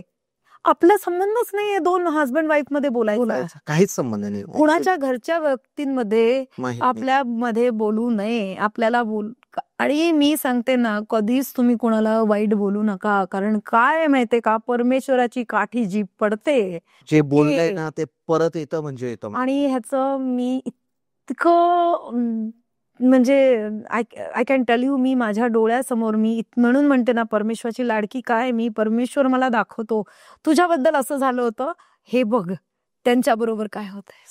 सेम मलाही कधी कधी तसंच वाटतं. म्हणजे माझा अनुभव तर खूप कमी आहे अजून तुमच्यापेक्षा, बट असं होतं. आपण फक्त जेव्हा त्या व्यक्तीचं वाईट होतं ना, तेव्हा आपण चांगलंच इमॅजिन करतो, बट देव आहे ना दाखवून देतो. मॅम म्हणजे मी कधी चुकलो असेल ना एखादी गोष्ट, की मी कोणाला काही कशावरून हसलोय, तर ते माझ्यावरही आलंय उलट. आणि कधीच कुणाच्या वाईट म्हणजे मी उलट आता माझ्या बायकोला आणि मम्मीला सांगतो की अरे नाही का तुम्ही कशाला, म्हणजे असतं ना एखादी गोष्ट की सोडून द्या, पण ते आपल्यावर येतं. म्हणून मी शिकलोय मॅम या गोष्टीतून. मी खूप म्हणजे या गोष्टीत तर खूप व्यवस्थित मला स्वतःला जी मजा करायची आहे, काय करायचं ते करतो, पण दुसऱ्याचं वाईट विचार पण नाही करत. नाही, दुसऱ्याचं वाईट एक पहिली गोष्ट, आपण दुसऱ्याचं वाईट भावना एक्झॅक्टली, आपण दुसऱ्याचं वाईट चिंतण्याने किंवा काय चिंतण्याने दुसऱ्याचं वाईट होत नसतं, हे पहिली गोष्ट. दुसरी गोष्ट, रिव्हेंज मोड मध्ये जेव्हा कुठलीही व्यक्ती जाते, तेव्हा रिव्हेंज घेणारा हा आधी खड्ड्यात उभा राहतो. रिव्हेंज म्हणजे काय, तुम्ही स्वतः पॉइझन पिताय आणि तुम्ही इमॅजिन करताय की समोरचा त्याला विषाचा हे चढणार आहे आणि तो मरणार आहे. नाही होत असं नाही. ओके, दुसऱ्यासाठी खड्डा खोदण्यासाठी आपल्याला पहिलं खड्ड्यामध्ये उतरावं लागतं. म्हणजे आपण पहिले खड्ड्यात असतो, दुसरा पडेल की नाही याची गॅरंटी नाहीये, पण तुम्ही डेफिनेटली आहात. त्यामुळे रिव्हेंज नंतर गॉसिप ह्या चीप लेवलच्या गोष्टी आहेत ज्या आपण करू नये. चीप थ्रिल आहे ज्याला मी म्हणते, चीप थ्रिल्स आहे, त्याच्यामध्ये अजिबात कोणी इंडल्ज करू नये. बरोबर आहे. ह्यानी फक्त आपलं आणि आपलंच नुकसान होतं, दुसरं कोणाचं नुकसान होईल याची गॅरंटी नाही. मॅम बूथ बद्दल सांगणार काहीतरी, व्यापार, ओ येस, द मोस्ट डायसी, आला की नाही सगळ्यात शेवटी आला की नाही डिस्कशन मध्ये, the most Dicey planet. Dicey म्हणजे ज्याला आपण प्रिडिक्ट करू शकत नाही असा प्लॅनेट म्हणजे बुध आहे. ओके, बुध म्हणजे काय, तुमची बुद्धी फिरवणे, त्याचं कामच आहे तुमची बुद्धी फिरवणे. ओके, म्हणून मी नेहमी म्हणते, बुध ठीक करायचं असेल लिहायला लागा. ओके, तुम्हाला बुध ठीक करायचं सिम्पल आहे, तुम्ही लिहायला लागा. तुमचा पैसे कुठे, म्हणजे तुमचा चंद्र कुठे खराब होतोय हे जर तुम्हाला समजून घ्यायचं असेल, लिहायला लागा. बुधाला तुमचा हे करा, ऍक्टिव्हेट करा. ओके, कुठला गुरु काय करतोय किंवा कुठल्या गुरूंच्या नादी आपण लागतोय, तो गुरु योग्य का अयोग्य हे बघायचं असेल तर बुद्धीचा वापर करा, विचार करा. लग्न करताना पार्टनर का योग्य का अयोग्य, बुद्धीचा वापर करा, इन्फॉर्मेशन काढा, राहू हे ऍक्टिव्हेट करा, आणि मग तुम्ही बुध त्याच्यासाठी पण परत तुम्हाला बुध, कारण बुध कसं आहे माहितीये का, बुध म्हणजे पाण्यासारखा आहे, जो ज्याच्या बरोबर बसतो तसा बोलतो. आपल्यामध्ये एखादा मित्र असतो ना, हा आपल्याकडे एखादा मित्र असतो की जो तुमच्याकडे आला की तुमच्यासारखं बोलणार, दुसऱ्याकडे गेला की त्याच्याबद्दल बोलणार, त्याचा तो म्हणजे बुध आहे. ओके, त्याच्यामुळे बुध म्हणजे बुद्धी, आपली बुद्धी कायम ठीक ठेवायला पाहिजे. म्हणून बुध खराब असलेल्या लोकांनी गणपती साधना सांगतो मी. आणि बिझनेस साठी बुध कसा वापर करायचा, ती बुध हा बिझनेस नाहीये. बुध म्हणजे कम्युनिकेशन. ओके. बुध म्हणजे कम्युनिकेशन. तुम्हाला बिझनेस करण्यासाठी लागलेलं जे लागतं ते कम्युनिकेशन. बरोबर. जर आपल्याला बिझनेस आहे, मग कुठला बिझनेस करायचा आहे ते कसं समजणार? तर इंडिव्हिज्युअल प्लॅनेट बुध कुणाबरोबर बसलेला आहे, बुधावर कुठल्या ग्रहाचा ऍस्पेक्ट आहे म्हणजे दृष्टी आहे, हे ठरवतो की तुम्ही कुठला बिझनेस केला पाहिजे, तुम्हाला कुठल्या बिझनेसमध्ये सक्सेस आहे. सक्सेस तर फक्त शनी देतो. ज्या माणसाकडे डिसिप्लिन त्या माणसाकडे सक्सेस. ज्याच्याकडे डिसिप्लिन नाही त्याचा बुध चांगला असू दे, नाही आणखी शुक्र चांगला असू द्या, काही असू द्या, जर तुम्ही डिसिप्लिनने वागताय, मेहनत करताय, शनी तुम्हाला पैसा देणार आहे. आणि त्याची महादशा असो का नसो, का 7.5 असो का नसो, आणि 7.5 जर तुम्ही अजून चांगला लागले तर अजून जास्त. ऍब्सोल्युटली. 7.5 म्हणजे 7.5 वर्षाचं अपॉर्च्युनिटी आहे. तिला विचारपूर्वक एनकॅश करा. 7.5 हा स्ट्रगल नाही. 7.5 तुम्हाला मागे ओढायला येत नाही. 7.5 तुमचे रिलेशनशिप ब्रेक करायला येत नाही. 7.5 तुम्हाला डोळे ओपन करते. 7.5 तो आरसा आहे जो आपण सगळे बघायला, ज्यांना बघायचा नसतो. हा मिरर आहे. 7.5 इज अ मिरर. तो बघायचा असतो. आणि ही 7.5 वर्षाची अपॉर्च्युनिटी आहे to work on two different aspect of your life. Finances, job, individual relationship, घर, फ्युचर स्टेबिलिटी, ह्याच्यावर परमेश्वराने दिलेला तुम्हाला 7.5 वर्षाचा वेळ आहे. तर तो विचारपूर्वक आणि फार छानपैकी परमेश्वराचं नाव घेत काढा. त्याला नावं ठेवू नका. मित्रांनो, काय असतं ना की म्हणजे हा पॉडकास्ट मला असं वाटतं की अजून 2 तास चालला पाहिजे, पण मला युट्यूबचा अल्गोरिदम मग चालू देणार नाही. खूप सुंदर माहिती दिली मॅम. कसं असतं की भरपूर वेळा हाही एक मुद्दा आहे की ज्या व्यक्ती खूप सुंदर दिसतात, म्हणजे तुम्हाला कमेंट तर येतच असतील मॅम की तुम्ही खूप सुंदर दिसतात, तर त्या व्यक्तींना एक ॲरोगन्स असतो एक वेगळा, जे मग त्यांना असं वाटतं की मी खूप सुंदर आहे, तर मी सगळ्यांच्या अबोव आहे. बरोबर. पण जर तुमच्याकडे बघितलं, तुमच्याकडे सुंदरताही आहे, नॉलेजही आहे, बोलण्याची टेक्निकही तुमच्याकडे आहे, तुम्ही हुशारही आहात कारण तुम्ही शिक्षण झालेलं तुमचं चांगलं, आणि स्पिरिच्युअलही आहात. तर हे तुमच्यासाठी एक्झाम्पल आहे की एक गुण असला तर लोकांना गर्व येतो. तर असं नाही आहे. तुमच्या मॅमकडे तुम्ही एक म्हणजे एक शिकू शकता त्यांच्याकडे बघून. त्यांच्याकडे सगळे गुण आहे, पण आज त्या खूप ग्राउंडेड आहे, खूप चांगल्या पद्धतीने एखादी गोष्ट समजवतात. जर तुम्ही त्यांचे विचार ऐकले असतील इन केस ऑफ आईवडिलांबद्दल, सासू सासऱ्यांबद्दल, तर तुम्हाला समजलं असेल की किती त्या ग्राउंडेड आहे, किती त्या नॉर्मली विचार करतात एखाद्या गोष्टीचा, डोक्यात भ्रम नाही जाऊ देत. तर म्हणजे तुम्हालाही असं वाटत असेल की आपण मॅमचाही असा एखादा पॉडकास्ट केला पाहिजे की त्यांची पूर्ण जर्नी आपण जाणून घेतली पाहिजे, कारण खूप वेगवेगळ्या गोष्टी आहे, खूप इंटरेस्टिंग गोष्टी आहे ज्या मी म्हणजे ज्या मॅमने मला सांगितल्या आहे अबाउट त्यांचं ऍक्टिंग फील्ड वगैरे, तर त्याबद्दलही आपण डिस्कस करू शकतो. तर तेच मित्रांनो की ॲस्ट्रॉलॉजी हा जो आपण ज्या गोष्टीवर आज चर्चा केली, तर हा जो आपला टॉपिक होता ना, तर आज मला असं वाटतं की हा आपला खूप जास्त इन्स्पायरिंग टॉपिक होता. आपण कुणीच या पॉडकास्ट बघितल्यानंतर घाबरणार नाहीये किंवा काही निगेटिव्ह त्याचं होणार नाही. पॉझिटिव्हच तो याच्यातून काहीतरी घेणार आहे आणि काम करायला लागणार आहे आणि काहीतरी अचीव्ह करणार आहे लाईफमध्ये.